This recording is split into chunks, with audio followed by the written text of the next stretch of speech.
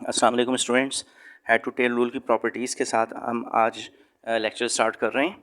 और इससे पहले हमने head to tail rule understand कर लिया था। हेड टू टेल रूल में जितने वेक्टर्स ऐड करने हों उनमें से एक के हेड पर दूसरे का टेल रखा जाता है, दूसरे के हेड पे तीसरे का टेल रखा जाता है और तीसरे के हेड पर चौथे का टेल रखा जाता है।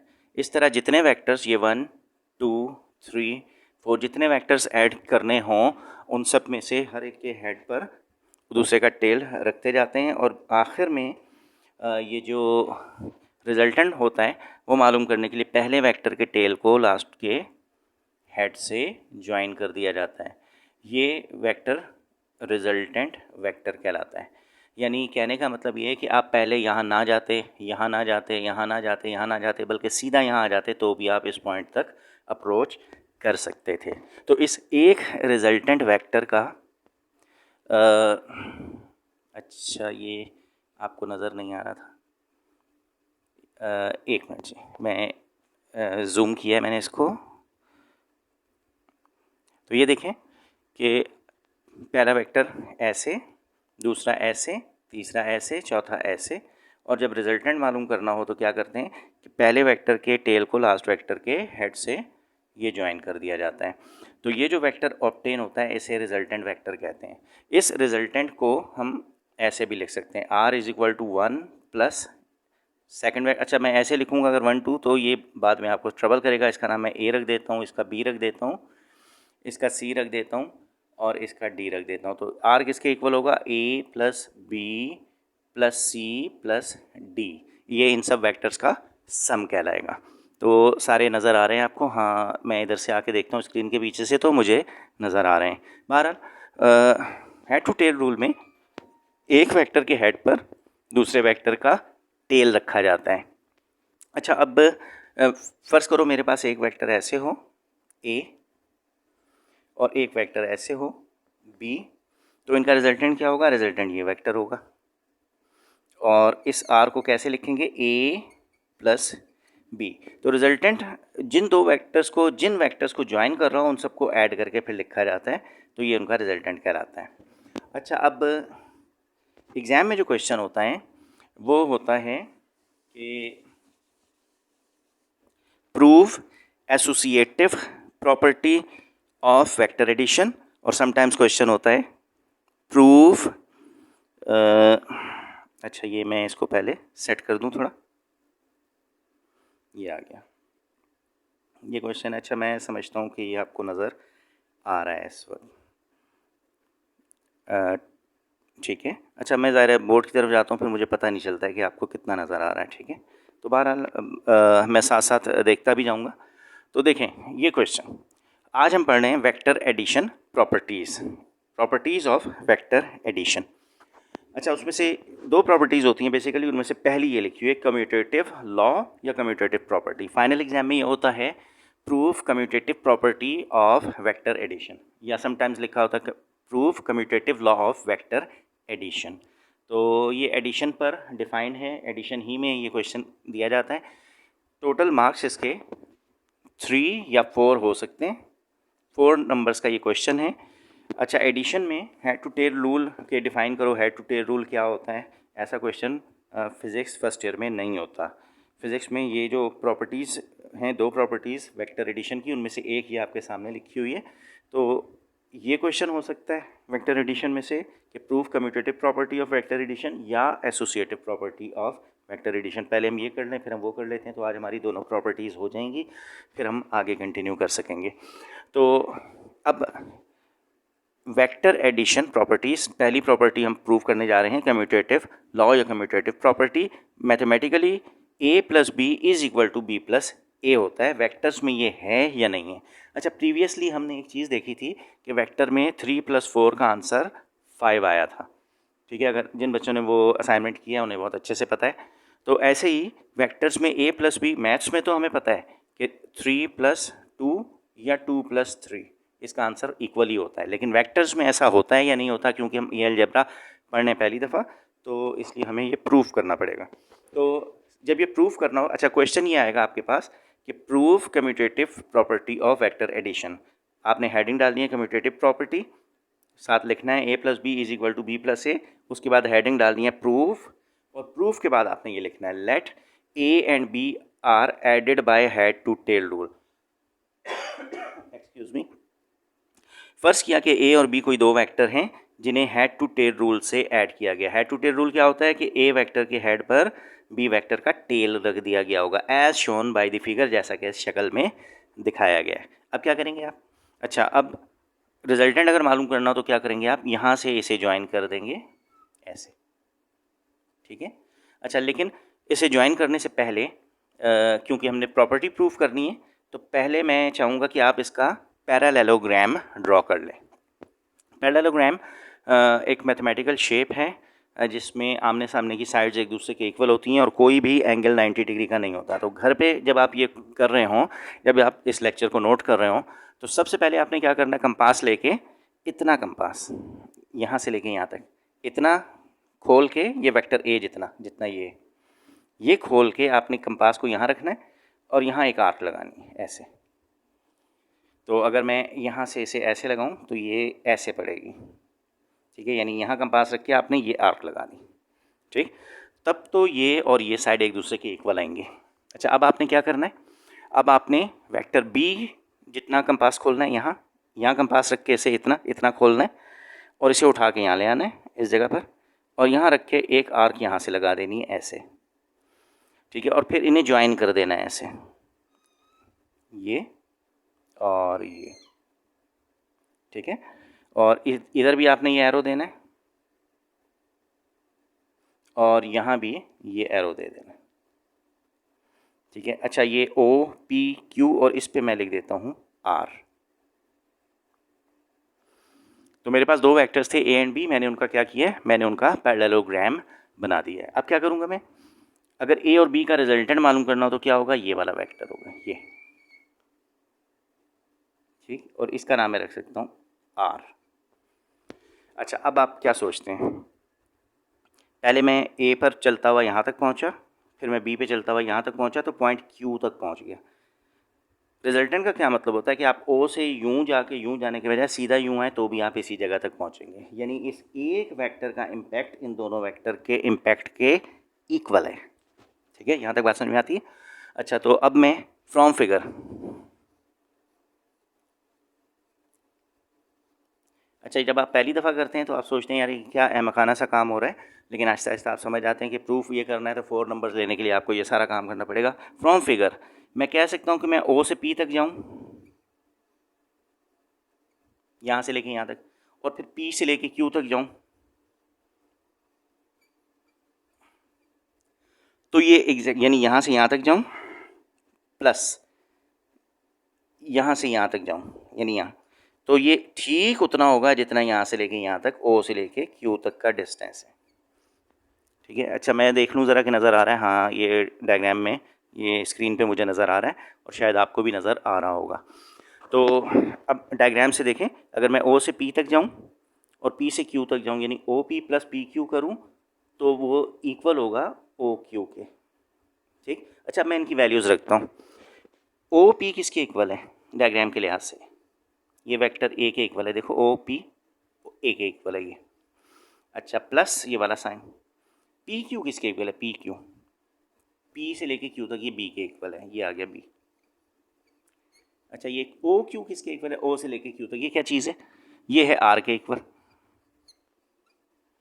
ये आ गई एक इक्वेशन, यानी ए प्लस बी की इक्वल है किसके? आर के, ठीक। यहाँ तक बात समझ में आती है? चलो, अब मेरे पास अल्टरनेट वे क्या है? मैं यहाँ तक पहुँचने के लिए यूँ भी तो जा सकता था कि पहले मैं इधर जाऊँ और फिर मैं इधर आ जाऊँ। तो अब देखें, अब मैं लिखता हूँ और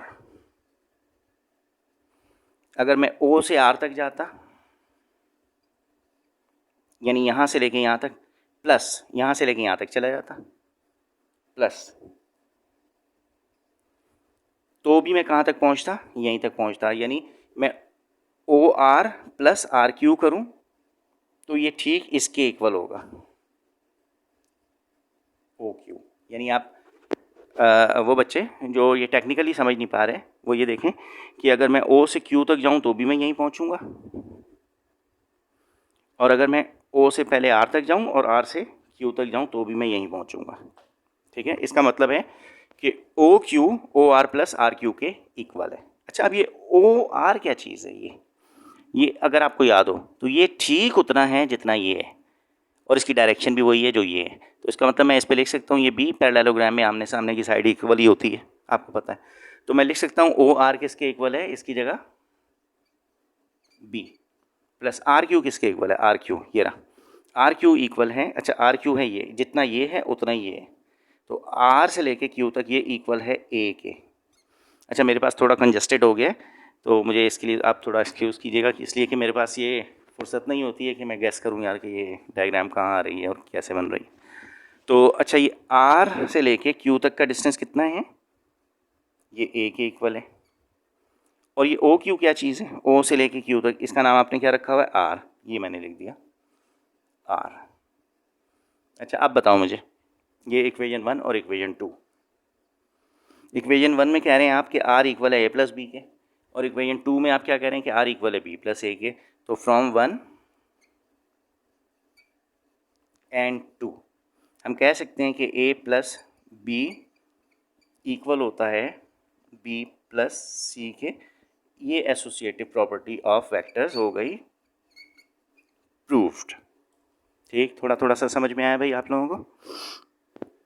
ठीक है। अच्छा, इस लेक्चर में कॉपी में आप हेडिंग डालेंगे प्रॉपर्टीज़ ऑफ वेक्टर एडिशन, उसके बाद आप लिखेंगे नंबर 1 कम्यूटेटिव लॉ या कम्यूटेटिव प्रॉपर्टी, और एज इट इज़ ये पूरा लेक्चर लिखेंगे। इसमें ये वाली जो डायग्राम है ये वाली आपने पेंसिल से बनानी है, कंपास से आपने ये लकीरें लगा के पैरेललोग्राम बिल्कुल ठीक ठीक बनाना है। ये लेबल्स देने हैं ओ पी क्यू आर, यहाँ भी बी आएगा, यहाँ बी आएगा, यहाँ ए आएगा, यहाँ ए आएगा, और फिर ये पूरा प्रूफ कर देना है यहाँ तक।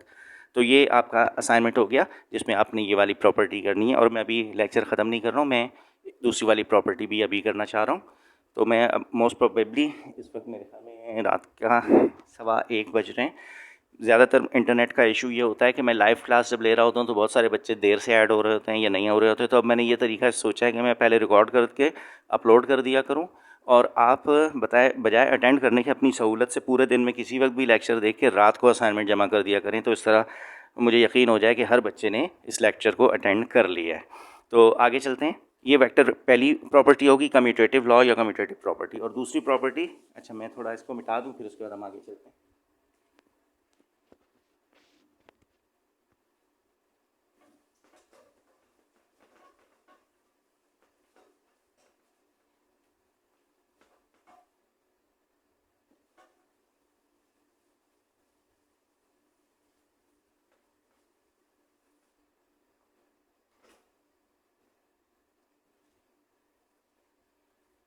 अच्छा जी, दूसरी प्रॉपर्टी एसोसिएटिव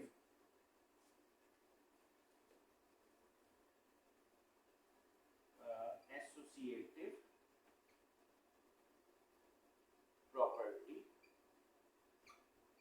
या एसोसिएटिव लॉ वर्क अंडरस्टूड है ऑफ वेक्टर एडिशन। अच्छा, मैं इसको थोड़ा अलाइन कर दूं, ये आ गया। अच्छा, अब नज़र आ रहा है मेरे ख्याल में आप लोगों को, ठीक है। अच्छा जी, क्या लिखा मैंने, एसोसिएटिव प्रॉपर्टी या associative law of vector addition. और ये क्या लॉ है, ये कहता है कि अगर आपके पास 3 वेक्टर्स हों तो आपकी चॉइस है कि आप पहले ए प्लस बी करें और इसमें सी को ऐड कर दें, या आप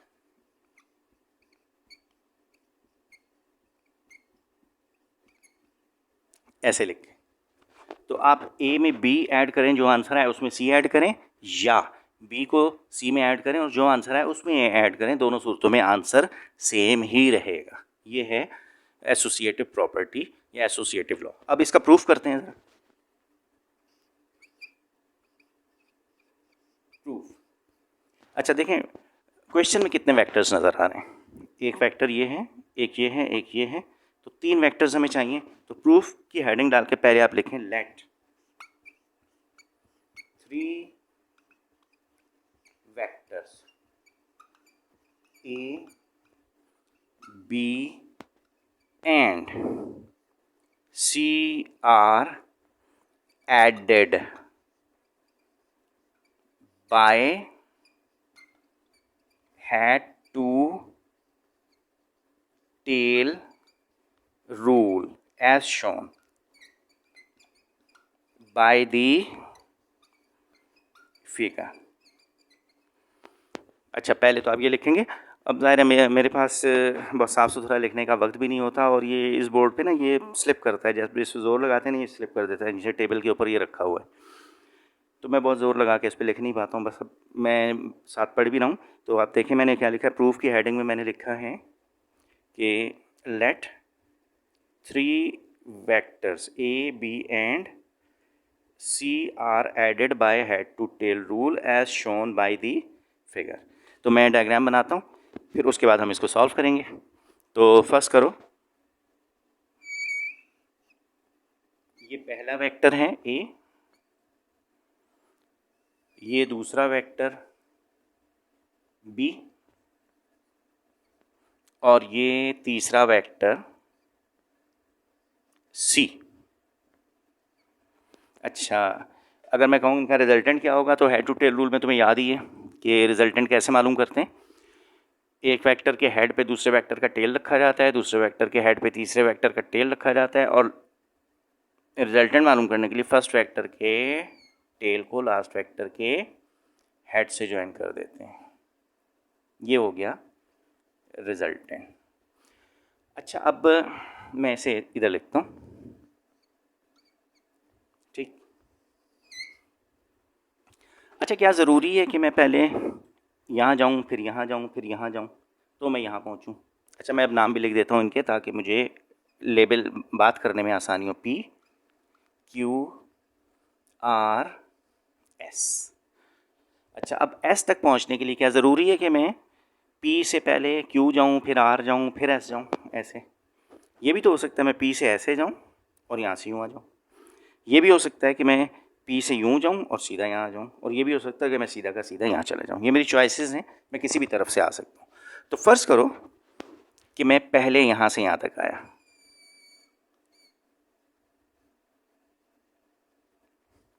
अच्छा, अब ये जो लाइन मैंने ड्रॉ की है, ये क्या चीज़ है? ये कौन से वेक्टर के टेल से लगी हुई है? ए वेक्टर के टेल पे लगी हुई है, आर के भी टेल से लगी हुई है, और किस से लगी हुई है? और बी के हेड से लगी हुई है, यानी ए और बी का ये रिजल्टेंट है। यानी मैं कह सकता हूँ कि इस वेक्टर और इस वेक्टर का ये रिजल्टेंट है। इसे मैं लिख सकता हूँ ए प्लस बी। तो फ्रॉम फिगर मैं ये कह सकता हूँ कि पी आर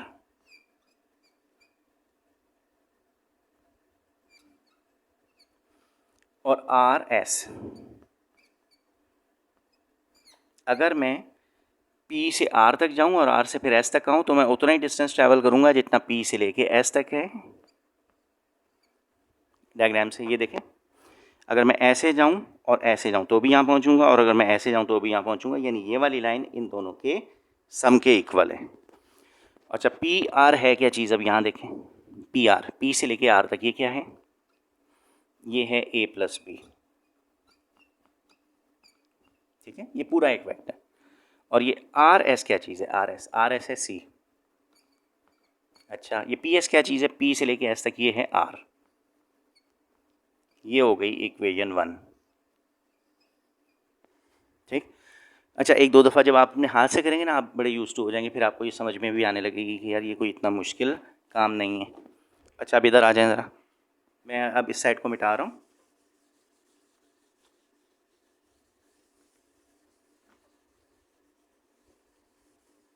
तो अब मेरे पास दूसरी चॉइस क्या है? अच्छा, मैं बोर्ड पहले चेक कर लूँ वहाँ पे नज़र आ रहा है या नहीं आ रहा। आ रहा है, ठीक है। अच्छा, डायग्राम भी नज़र आ रही है और लेफ़्ट साइड भी नज़र आ रही है। अच्छा, अब या तो मेरे पास ये चॉइस थी कि मैं पहले P से यूँ जाऊँ और फिर यूँ आऊँ। अच्छा, और कोई चॉइस नहीं है? और भी चॉइस है कि मैं पहले P से Q जाऊँ और Q से फिर यहाँ आ जाऊँ सीधा। अच्छा, ये जो लाइन मैंने ड्रॉ की है, ये क्या चीज़ है? ये Q की B की टेल से C के हेड को ज्वाइन कर रही है, यानी B और C को ऐड कर रही है ये। ये वाली जो लाइन है, ये वाली Q से लेके S तक मैंने लगाई, ये इस वेक्टर और इस वेक्टर का रिजल्टेंट है, क्योंकि यहाँ ये दोनों हेड टू टेल रूल से ऐड हो रहे हैं। ठीक है, आप सेपरेट करके B और C वेक्टर ड्रॉ करके जब ये बनाएंगे तो आपको ये वाली बात समझ में आ जाएगी। अच्छा, अब मैं क्या कह सकता हूँ, मैं ये कह सकता हूँ कि P से लेके Q तक जाएं, P से लेके Q तक जाएं और यहाँ से Q से सीधा S पे आ जाएं, तो आप उतना ही डिस्टेंस उसी जगह पर पहुँचेंगे जहाँ से आप P और S के ज़रिए पहुँच सकते हैं। यानी वैल्यूज़ रखें, पी क्यू किसके इक्वल है, पी क्यू ये इक्वल है ए के, ये डायग्राम में पी से क्यू तक ए के इक्वल है, और क्यू एस किसके इक्वल है, क्यू एस ये इक्वल है बी प्लस सी के। और पी एस क्या चीज़ है, पी एस है आर के इक्वल।